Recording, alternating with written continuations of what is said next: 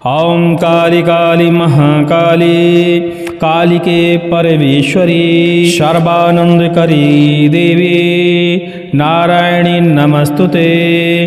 ओम ह्रीं ह्रीं छीं ह्रीं ह्रीं प्रीं ह्रीं। सभी लोगों को जय श्री राम, जय हनुमान जी महाराज की। आज हम आपको अघोरी वीर महाराज के एक मंत्र का विधि विधान अपने इस वीडियो में बताने वाले हैं। यह बहुत ही शक्तिशाली मंत्र है, बुंदेलखंडी शाबर मंत्र है। और बुंदेलखंडी शाबर मंत्रों के बारे में जो लोग जानते हैं तो इन मंत्रों की शक्ति से भी भली भांति परिचित होंगे। बुंदेलखंडी शाबर मंत्र सुनने से ही प्रभाव दिखाने वाले मंत्र होते हैं। यदि आप अच्छी श्रद्धा के साथ एकाग्र मन से इन मंत्रों को श्रवण करते हैं तो 5 ही मिनट में इन मंत्रों का प्रभाव आपको आपके शरीर पर नजर आने लगता है। जो हमारे चैनल पर पहले से जुड़े हुए हैं वो लोग इस अनुभव को अच्छी तरह कर चुके होंगे। अघोरी वीर महाराज की साधना एक शक्तिशाली साधना मानी जाती है। कहा जाता है कि अघोरी वीर महाराज की जो साधना कर लेता है, सिद्धि कर लेता है, उसे अन्य और किसी मंत्र तंत्र की जरूरत नहीं पड़ती है। लेकिन जिस मंत्र का विधि विधान हम अपने इस वीडियो में बताने वाले हैं, यह मंत्र भूत प्रेत बाधा, नकारात्मक ऊर्जा, गंदी मैली कुचैली बाधा जैसी तमाम प्रकार की बाधाओं को हटाने के रूप में और झाड़ा के रूप में भी प्रयोग किया जाता है। यह मंत्र एक शत्रुनाशक मंत्र भी है, इसीलिए साधक के ऊपर निर्भर करता है कि किस तरह इस मंत्र का वह प्रयोग करने वाला है। इस मंत्र के प्रभाव से अघोरी महाराज का प्रत्यक्षीकरण भी कई बार प्राप्त होता है। ऐसा 100 में से मात्र 10 लोगों के साथ ही होता है, क्योंकि जो अघोरी मंत्रों की साधना होती है इसमें बहुत ज़्यादा श्रद्धा की आवश्यकता पड़ती है। कहा जाए तो अघोरी मंत्र साधना एक अत्यंत गूढ़ और गहन साधना मानी जाती है, जो तांत्रिक साधना की उच्चतम श्रेणी में आती है। यह साधना केवल उन्हीं व्यक्तियों के लिए उपयुक्त होती है जो मन और आत्मा से पूरी तरह समर्पित हों, दृढ़ निश्चय उनका रहता हो। यह साधना एकाग्र और साहस के लिए भी जानी जाती है और गुरु के मार्गदर्शन में ही करनी चाहिए, ऐसा तंत्र शास्त्रों में कहा जाता है। तो भैया इस मंत्र की यदि आप साधना करने वाले हैं तो ध्यान दीजिएगा, मंत्र दीक्षा, तंत्र दीक्षा आप अवश्य ही लीजिएगा। उसके बाद ही इस मंत्र की साधना करिएगा। जरूरी नहीं है कि मंत्र आप हमसे श्रवण कर रहे हैं, विधि हमसे जान रहे हैं तो आप हम ही से मंत्र और तंत्र दीक्षित हों। आपके पुराने कोई गुरु होंगे, उनसे भी इस मंत्र के बारे में आदेश और सलाह लेकर आप साधना कर सकते हैं। वैसे तो अघोरी महाराज की जो साधनाएं होती हैं वो हमेशा गुरु सानिध्य में ही करनी चाहिए, ऐसा माना जाता है। चलिए इस मंत्र के विधि विधान के बारे में हम आपको बता देते हैं। मंत्र जो लोग श्रवण करना चाहते हैं वो या तो हमारा पिछला वीडियो देख लें, तो उसमें हमने पूरा आधा घंटे का मंत्र श्रवण उपलब्ध कराया है। और इस वीडियो में भी सुनना चाहते हैं तो वीडियो को स्किप कर दीजिए। हम आगे इस मंत्र को 1 से 2 बार आपको श्रवण कराएंगे ताकि आप कंफ्यूज ना हो कि कौन से मंत्र की हम साधना करने वाले हैं। अघोरी महाराज की साधना करने के लिए कुछ सामग्रियों की आवश्यकता पड़ती है। जैसा कि हमने बताया, इनकी हम तामसिक और सात्विक साधना दोनों बताने वाले हैं। कई लोग कंफ्यूज हो जाते हैं कि अघोर का जहाँ नाम जुड़ गया, अघोर शब्द जहाँ जुड़ गया वहाँ तामसिक ही पूजा होगी, तो ऐसा बिल्कुल नहीं है। अघोर का मतलब होता है जो बिल्कुल भी घोर ना हो, बिल्कुल भी डरावना ना हो और सरल हो। जो सामग्री आपके पास उपलब्ध हो, जो भी चीज उपलब्ध हो, उसी से आप अपना काम चला लें, उसी से आप पूजा कर लें, उसी से अपना भरण पोषण कर लें, उसे ही अघोर कहते हैं। ऐसा नहीं है कि अघोर का मतलब गंदा मैला ही होता है, बिल्कुल नहीं। अघोर का मतलब है हर चीज को सरल बना देना, हर चीज से घृणा खत्म कर देना। मिट्टी है तो मिट्टी से पूजा कर डालो, पानी है तो पानी से पूजा कर डालो, कीचड़ है तो कीचड़ से पूजा कर डालो। भगवान अघोर नाथ किसी भी भक्ति से आप श्रद्धावर रखें, प्रसन्न हो जाते हैं। ठीक है। अघोरी महाराज की इस मंत्र की साधना करने के लिए कुछ सामग्रियां हैं। पान, बतासा, सुपारी, नारियल, नींबू, मदिरा, मांस, रक्त और तमाम प्रकार की चीज़ें जो आपके पास हों, फल फलाहार इत्यादि चीज़ें भी आप इसमें शामिल कर सकते हैं। तो पहले तो हम बताते हैं आपको सात्विक साधना की, क्योंकि देखिए अघोरी मंत्रों की साधना हर व्यक्ति करना चाहता है, लेकिन डर वहाँ जाता है जहाँ उसे मांस, मदिरा और रक्त की बारी आती है, मतलब तामसिक विधान की बारी आती है। तो कई लोग साधक तो बनना चाहते हैं लेकिन इन चीज़ों का प्रयोग नहीं करना चाहते, तो उनके लिए सात्विक विधि है। उस सात्विक विधि से इस मंत्र की साधना साधना कर लें। और जो लोग मांस मदिरा से इनको कोई दिक्कत नहीं है वो लोग तामसिक विधान भी कर सकते हैं, बलि का प्रावधान भी रख सकते हैं। वो साधक के ऊपर निर्भर करता है। किसी एकांत स्थान में अमावस्या के दिन इस मंत्र की आप साधना शुरू कर सकते हैं। जंगल, शमशान, नदी किनारे या भैरव महाराज के मंदिर में, काली मंदिर में इस मंत्र की आप साधना आरंभ कर सकते हैं। अमावस्या की अर्धरात्रि होनी चाहिए और रविवारी और शनिवारी अमावस्या होती है तो विशेष मानी जाती है। इस बात का आपको ध्यान देना है।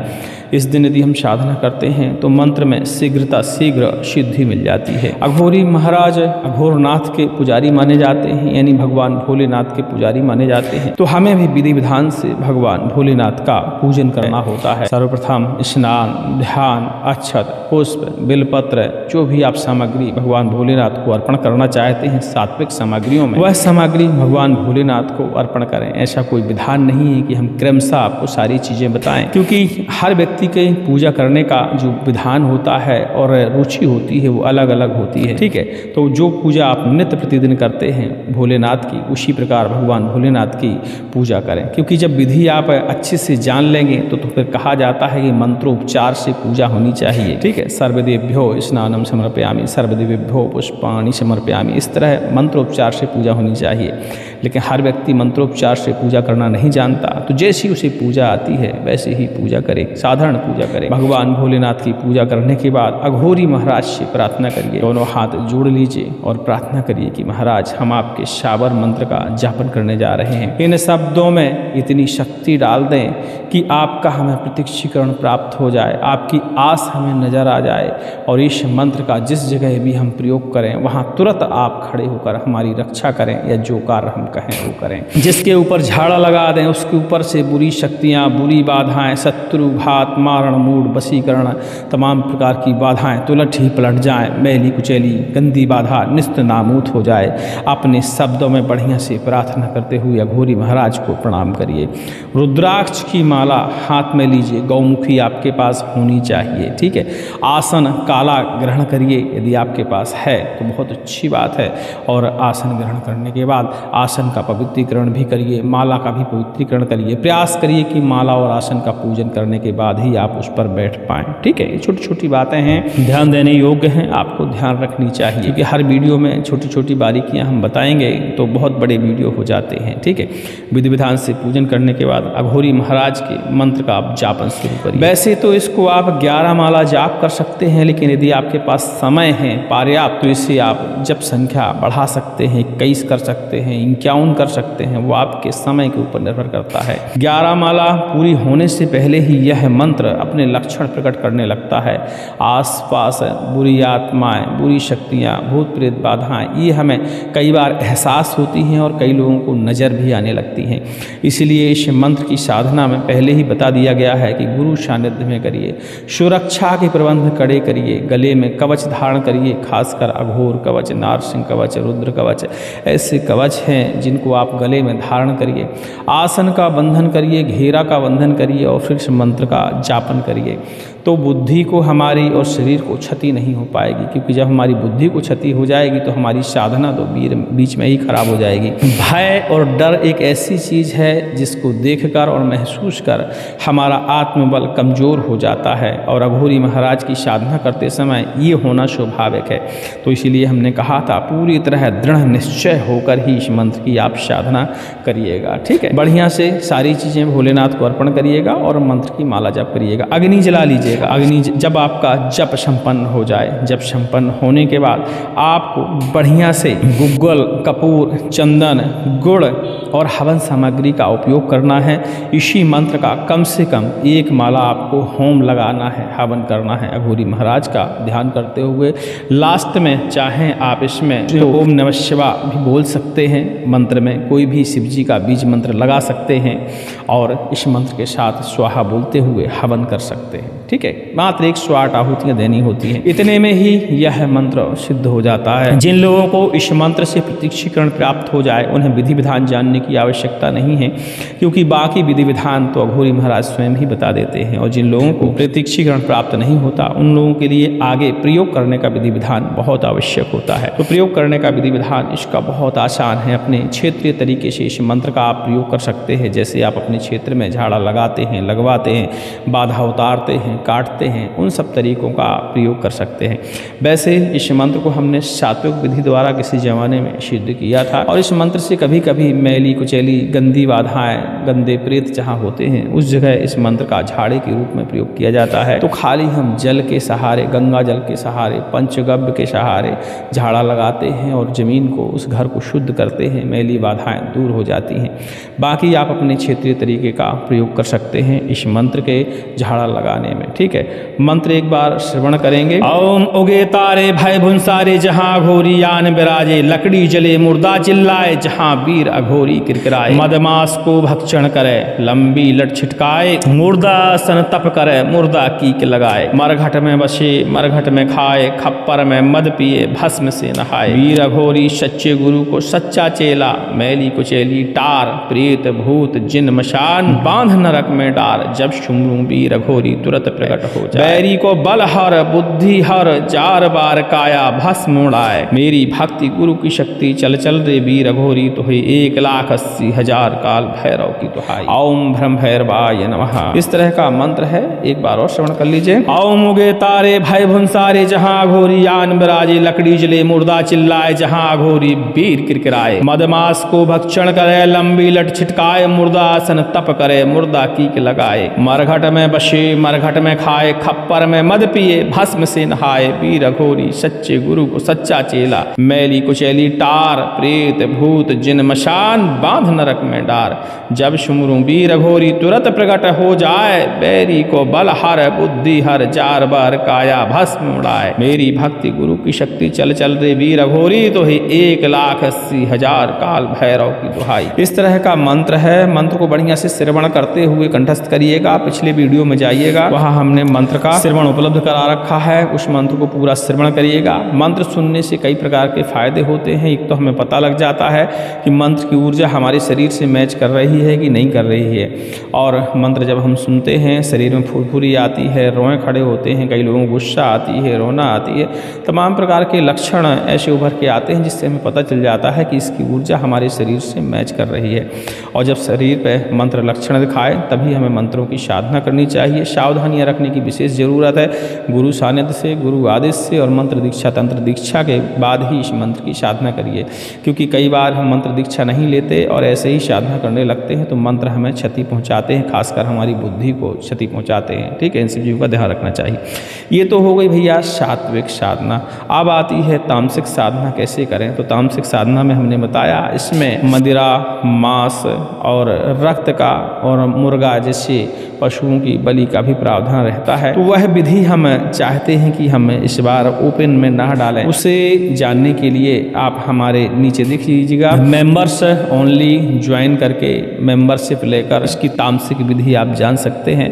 तो उसका वीडियो भी हम कल ही प्राइवेट में डाल देंगे और जो मेंबर होंगे तो उनको देखने के लिए मिल जाएगा। आप भी उस विधि को जानना चाहते हैं तो मेंबरशिप में जुड़ जाइएगा और वो विधि आपको उपलब्ध हो जाएगी, क्योंकि बहुत सारी विधियाँ ऐसी होती हैं जो हर व्यक्ति के लिए जानना जरूरी नहीं होती। तो तामसिक विधि इसकी थोड़ी सी खतरनाक है।